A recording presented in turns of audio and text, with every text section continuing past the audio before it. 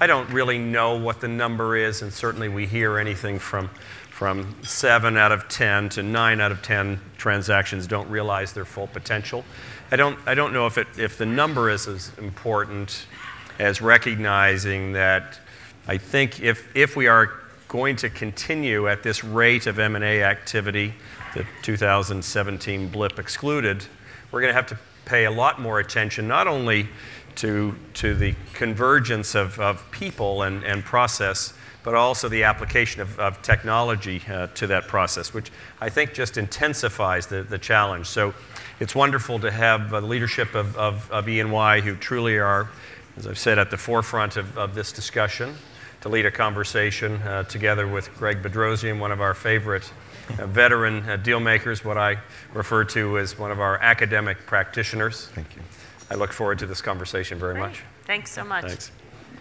So we'll just do a quick round of intros. As we were listening to the topics Steve. kind of coming forward to our presentation, it did really strike us pretty significantly the human element in the context of all the technology and digital change. So we're really happy to sort of talk about that, because in transactions we do really need to get the talent working together and the people working together. So I'm Liz Feely. I'm a principal in the People Advisory Services at EY. I'm a leader in our transactions business. Spend pretty much all my time focusing on making the people aspects of either a merger, spin-off, divestiture work. So. Yeah, thanks, Liz. I'm Chris Laux. I'm also a principal in our People Advisory Services practice at EY. I spent considerable time leading up some of our larger integrations and divestitures that we support for our client groups, dealing primarily with the people issues, a lot of the org and talent matters, and how they can successfully complete the transactions in a way that is most beneficial from a headcount and a cost perspective. Great. I'm Greg Bedrosian. Great to be here this morning. So I'm a managing partner and co-CEO at Drakestar Partners. We're an international investment bank focused on M&A, corporate finance, and private equity co-investing, predominantly in the tech, media, and communications sector. We're evenly spread as a firm across the US and Europe, and I actually spent half my career living and working in Europe and half in the US. So elements around transaction success, both domestically and in a cross-border nature, are areas of interest to me, and look forward to contributing to the panel today. Great. So we didn't actually plan it exactly like this, but obviously technology and digital disruption is really accelerating the pace of change. And there's really no place that this is happening more than in the M&A environment, in the transaction environment. We spend a lot of time in general talking to our clients about the future of work. And how to move organizations forward. What does the future workforce need to look like? What does the future organizational structure need to be? What are the key capabilities that you're going to need from your workforce? Honestly, many organizations today, I think as we've heard, are not necessarily prepared for all of the work that's coming their way and the change in the work. One conversation we're constantly having with our clients is that up until now, we got really specialized and really deep in all the functions, and we worked really well vertically and went all the way down. And what we're seeing is technology and digital really driving everything horizontal. So you have to work across functions, across organizations. You've got to work with your partnering organizations and your vendor organizations and really horizontal value chains. And what we're seeing is that many organizations are not structured or may not have the right leadership to kind of work in that way. So we are spending, in general, a tremendous amount of time talking about the future work with our clients. But in a deal, that's even more accelerated. And one of the topics we'll talk about today is how do you kind of make the organizational and people components of a transaction work? How do you link that to the financials? And the theme of our clients really going at transacting, but also trying to transform at the same time. We're seeing a tremendous amount of pressure just given the speed of change. It's not enough anymore to get the deal done and close and then play out your transformation plans 1, 2, 3 years post-close. Everything else is getting accelerated forward. So we'll talk about that. This is a strategic value of, I think the human element's been brought up quite a bit. We partner with Cornell on some of our future work discussions, and they remind us that this is the fourth industrial revolution, and every time we've sort of said, oh my gosh, we're going to lose all these jobs and these types of things. And we agree there'll be different jobs and new jobs that will come out. But in order to really make work work, it will really require a change in people and in your workforce. So we're spending quite a bit of time talking to clients about what that looks like. So we'll get into that in the context of our discussion. So we're going to have kind of a people representative and also a financial representative here. So in the context of transactions, I'll talk to these guys. Chris, I'll start with you. In terms of operating model alignment and really aligning the go-forward organization, the future operating model from a headcount and an organization perspective, what do you see our clients doing in terms of org structure as well as talent components of that? Yeah, Liz, I think the first thing we're seeing is what you just alluded to a minute ago, is that we're no longer projecting just what is day one going to look like, or what does the organization need to look like to get to that closing date. We're now projecting what that future operating model is going to look like very near after day one, a year or two after day one. And so when we're setting our baselines from a headcount perspective, we're taking a point in time when the entities agree that this is where we're going to start measuring our success or measuring our change from. But then we're building the ongoing financial cost structure as well as the headcount and operating model and reporting lines and all of those things off of where we're going to be. And companies are looking for very efficient ways that they can do some of that modeling. They want to be doing that modeling as early as possible. They want to be taking into account, as Liz was saying, all of the different vendors, all of the different outsourced arrangements, all of the different systems that they use as they build that sort of future state operating model. And they want to tie their headcount to that. And it's no longer just about getting to day one. It's no longer just about figuring out how we can operate in that short time frame. But now it's about what are we going to look like in the future and how are we really going to transform the business as we move forward. So that's certainly a trend that we're seeing in that space. Yeah, I mean, just to add to that concept, I mean, we see on the M&A side, especially when we're representing sellers, that it is interesting, certain buyers, corporate culture-wise, will run that analysis, but on a very general basis for fear that issues of redundancies, synergies, what's happening to founders post-deal may come out too soon and may jeopardize the buyer's ability to actually close a deal. And as a result of that, though, it ends up being rushed toward the tail end once it's clear that buyer X is indeed the winner in an auction, for example. And we find from the investment banking side that a lot of that is actually rushed toward the end, partly because people don't want to face some of those difficult decisions, and partly from a signaling perspective to not have the deal too baked before it's clear who the winner is.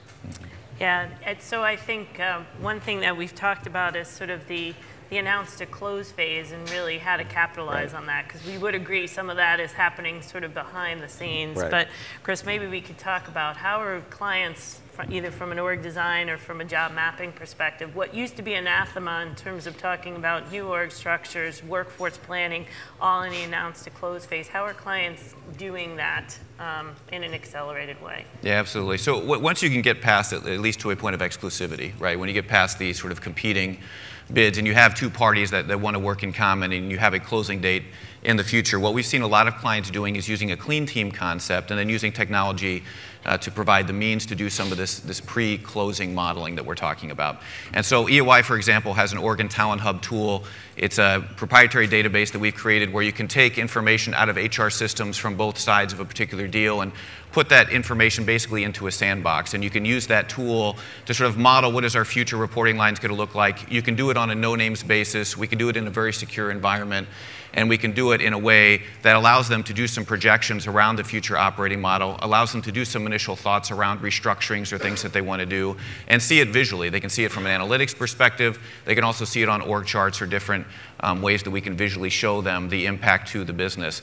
And so using a clean team environment like this and a third party can can often give you the opportunity to run very detailed analysis on headcount information without then sharing those data privacy and security matters with either side as you report out, just giving them a sense of what is possible and what the future organization might look like. So that's a way that we're seeing some of our clients accelerate that time frame and really start to look at things transformationally, even before they get to closing, when all of the limitations and restrictions tend to go away. And Greg, one thing that we've seen is sort of the linkage and the increased discipline of that planning with the synergies. Do you want to talk a little bit about some of the synergy achievement and what we're seeing in the deal market in terms of timing of when people will wait for them to come out versus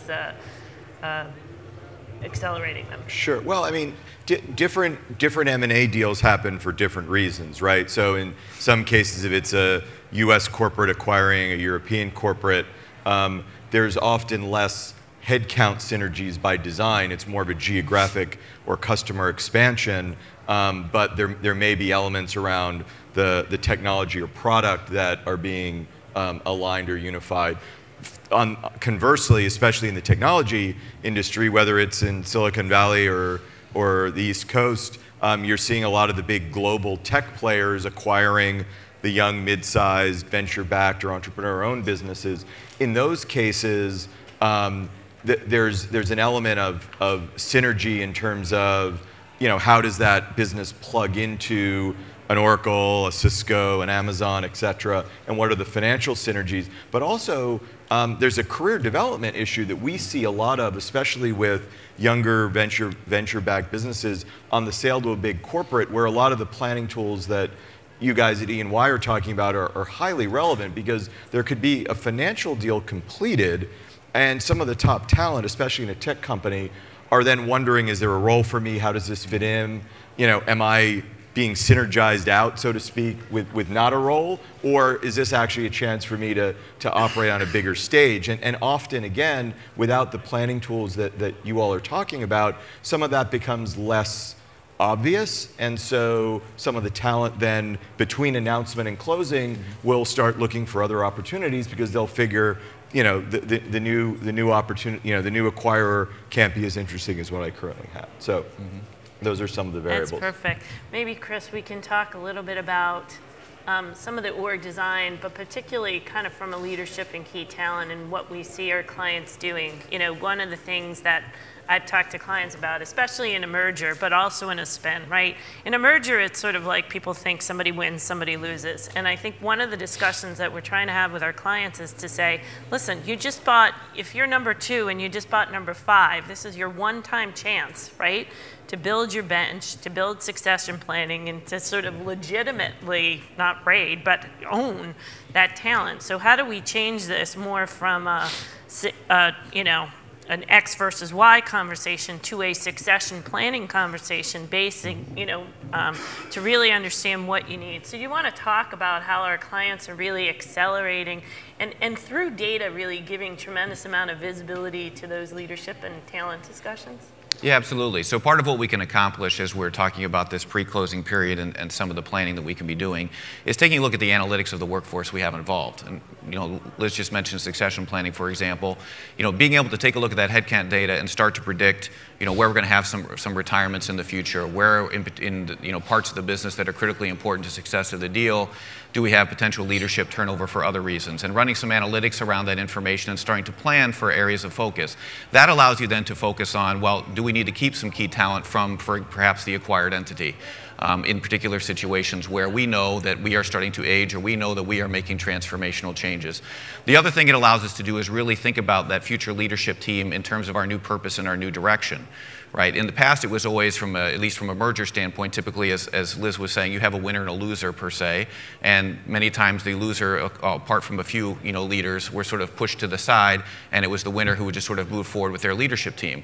We're seeing far more integration of the teams these days, and a lot more related to what is the new purpose of the organization going forward, and what kind of team do we need to do that. And we're seeing that many times the talent that's coming in from the acquired entities bring a new perspective, they bring new skill sets, and the ability to look at that in the clean team environment, look at some of their performance management, look at some of their competencies and capabilities, really gives you the ability to start to transform what that leadership team looks like, as opposed to the traditional sort of plug and play and move on that you had seen in previous years.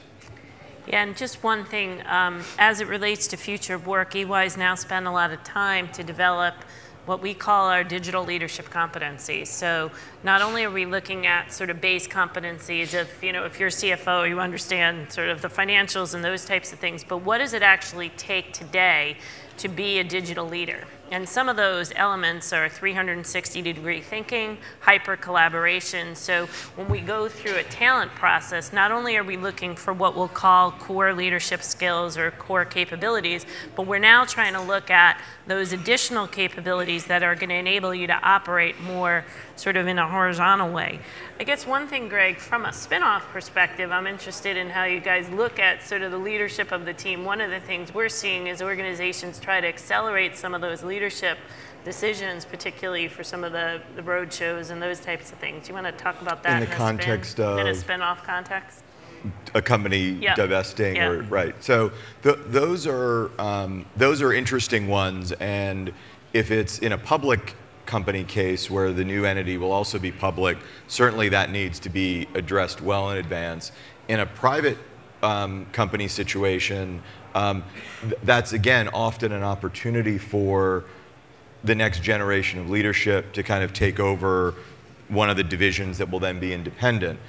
In other cases, and our firm's involved in a few right now, keep the names confidential, but in those cases, they're actually looking for the buyer to solve some of the leadership issues.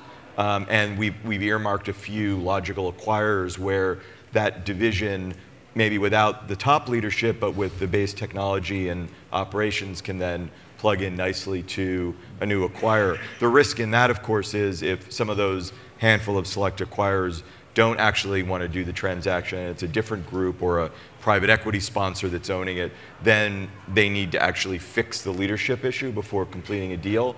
And that, for the seller, if it's not fully baked, could have a negative impact on deal terms, valuation, et cetera.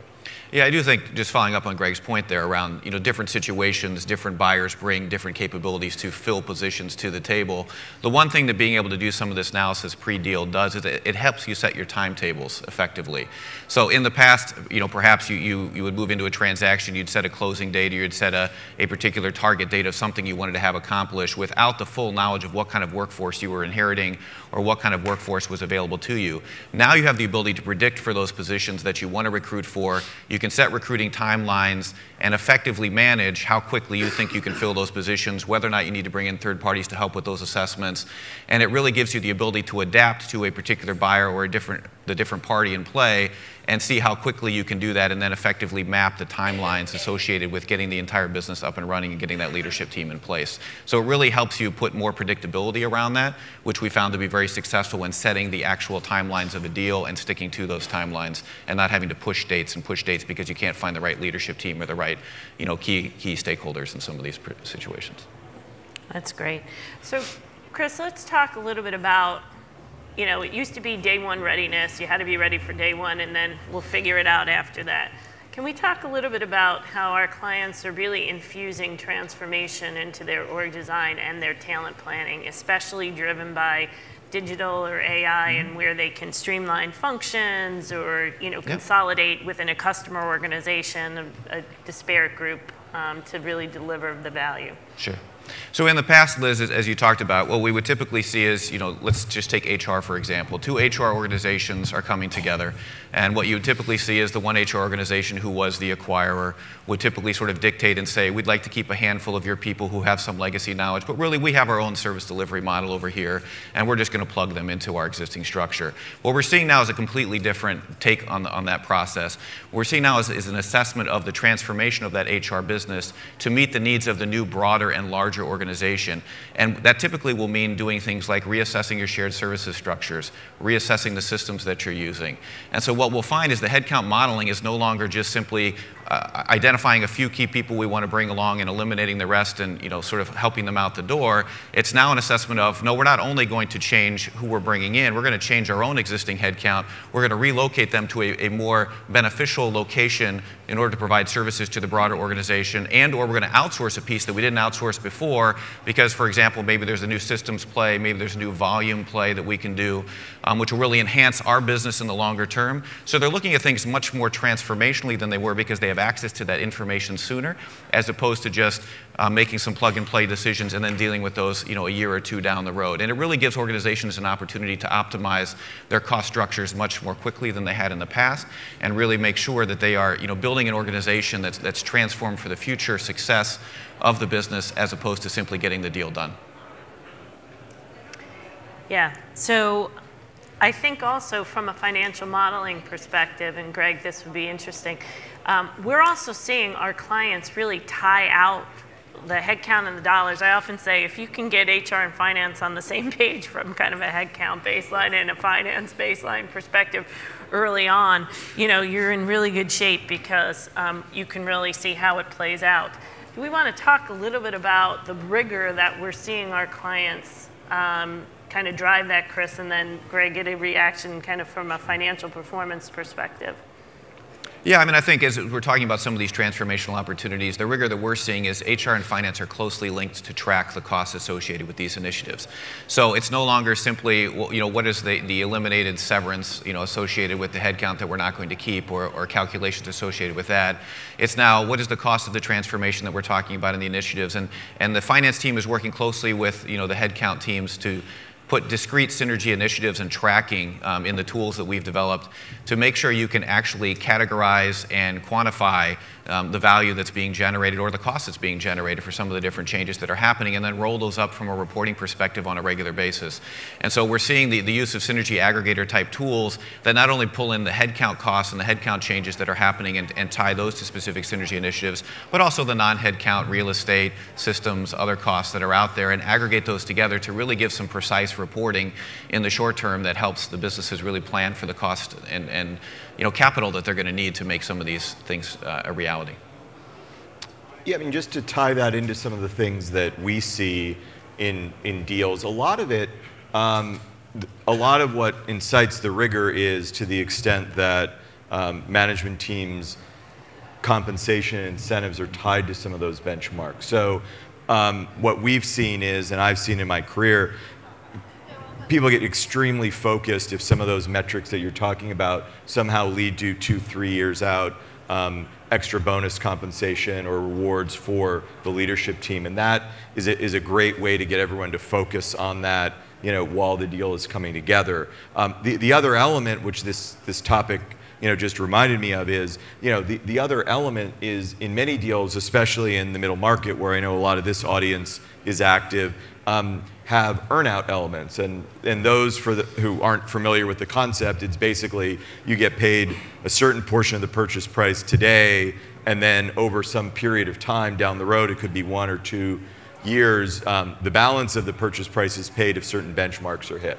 And in those cases, and I'd actually be curious in EY experience, that always creates, it's often an investment banker's and a deal lawyer's way of bridging a difference in price, but it often also wedges the old organizational structure in place longer than it should, because there's always the measurement issue of, well, if I'm going to be paid over a couple-year period of time, what am I being measured against? And you need to keep my team together so that we can perform against this benchmark to get paid. So I'd be interested actually in how that plays into some of the work you guys do at EY. Yeah, I think what we've seen is we have seen the ability to measure that more effectively and give accurate assessments of how that's tracking. In my own personal experience, I've seen less of a use, and I must admit I don't do as much middle market as probably some folks in the room. I've seen less of a use of escrows and much shorter time frames on those sort of earnouts associated with those leadership teams because of the changes and the ongoing disposition of the business and the way that you want to move forward. And so this, I think, has given us the ability to track a little more effectively whether or not these things are met in the shorter term, as opposed to having to wait for extended periods to see results. And I think that's benefiting in the way that you can structure some of those transactions. Yeah, I like, Greg, what you brought up. Our future work model kind of has two big components to it. It's sort of operating model, which we call the hardware of the company, right? It's the org structure, it's the governance, it's the processes, it's all the technology. And we're just seeing a tremendous amount of activity, right? Especially as the technology comes in and changes. You have to change your processes. Sometimes you're changing your structure to allow those processes to go horizontal. So we're seeing a tremendous amount of change in the operating model. But what Greg brought up is the second part of that is the operating environment. We talk about that as the software of the company, right? This is your purpose. This is your culture. This is your leadership. This is your incentives. And so what we're really trying to do in every single transaction is sort of lay this old school transparency on top of every single deal and see what levers are you pushing, in this transaction or in this transformation, and then how are we making sure that both the hardware and the software are lined up within the organization? Because ultimately, you need your leaders and you need your workforce to sort of drive that. And just some quick examples is if you're looking at customer transformations through technology, oftentimes you're not going back and looking at how do you reframe your org structure or what's our workforce plan. We're not going to need level 1, level 2 call center folks anymore, with some of the AI and the robotics. So we're really kind of trying to work with organizations on their hardware and the software of the organizations to make sure it lines up and it's successful. Because ultimately, you still need your leaders to lead and your workforce to drive.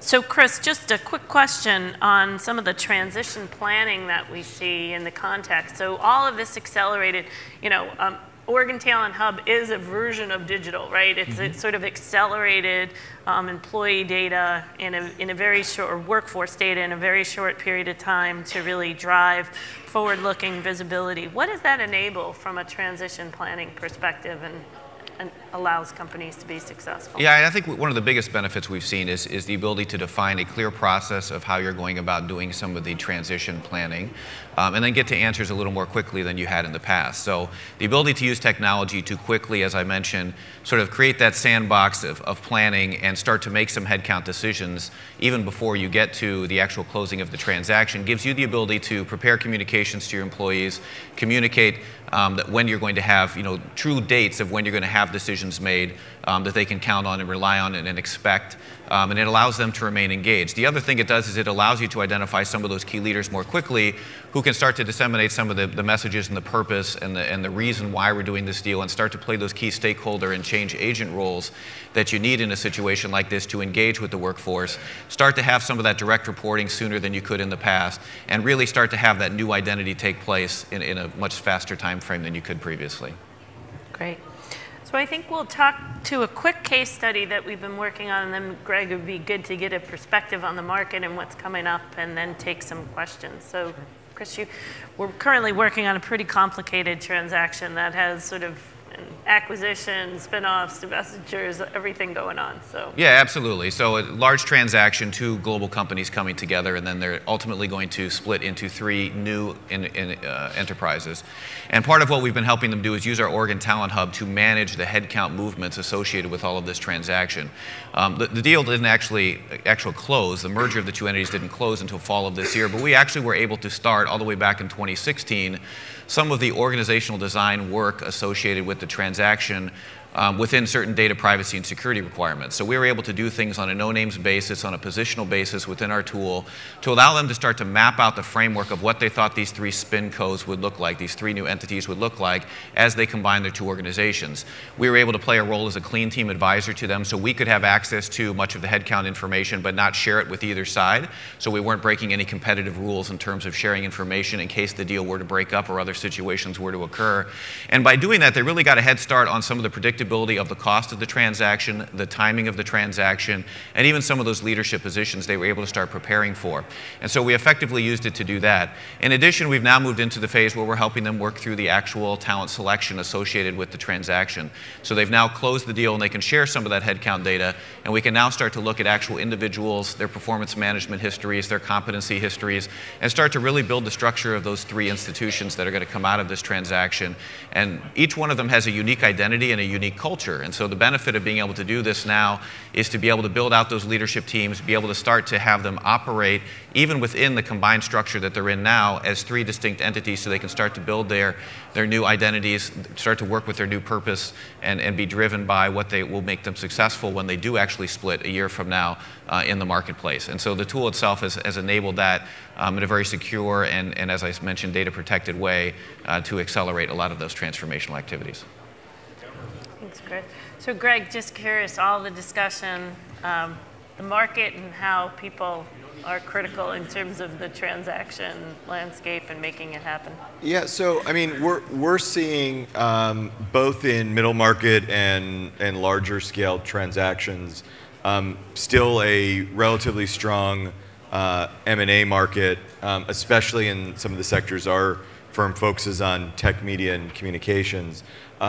One of the elements to add to some of the work you guys are doing on complexity that creates uncertainty, I mean, one transaction our firm's not directly involved in, but there's some aftermath to it that we may be, which is the big AT&T Time Warner merger, which the building's right down the street, so reminds me. There you have regulatory overhang, so a lot of their senior team, they're both trying to figure out what the combined business would look like, how they would redefine the divisions within the companies, but then they've also been telling their teams internally certain dates when decisions will be made, but the regulators and the deal itself has now dragged many, many quarters past what was originally anticipated. And what that's doing is creating a lot of uncertainty around a lot of the talent there in terms of what they should be doing, through not necessarily any fault of the leadership team, but just the way of the deal dynamic. So we're seeing that as an element. The other thing, because our firm is very cross-border focused, a lot of the cultural and legal issues around a French company's workforce management relative to a US company, let alone state by state within the US, which still varies, are all nuances that are important that I'm sure a lot of the modeling that you guys do really helps both acquirer and seller work through. Yeah, just to follow up on that, we did a spinoff where HR is often I call it the last baton in the relay. And so for one transaction, based on all of the workforce actions that would have to take place in Europe, we sort of backed up and said, it was a spin. We said, okay, yeah, you were planning to have your legal entities by March. They need to be done by January, because if you're going to get it through the UK and Germany and all this and still spin on 11/1, here's the timeline. So what we're able to do with the data is get really precise to explain, here's the workforce, here's where it's going, here are the legal entities that they're sitting in, here's where they have to move, and here's all the timing that surrounds that. So we're really trying to, they actually did wind up listening. They did set up the entities much quicker than was anticipated, and actually that one was a particularly well executed spinoff from an operational perspective. So I know we'll probably be done in a few minutes. I don't know if that includes questions or if we want to ask questions now. Yeah. Does anyone have questions? Okay.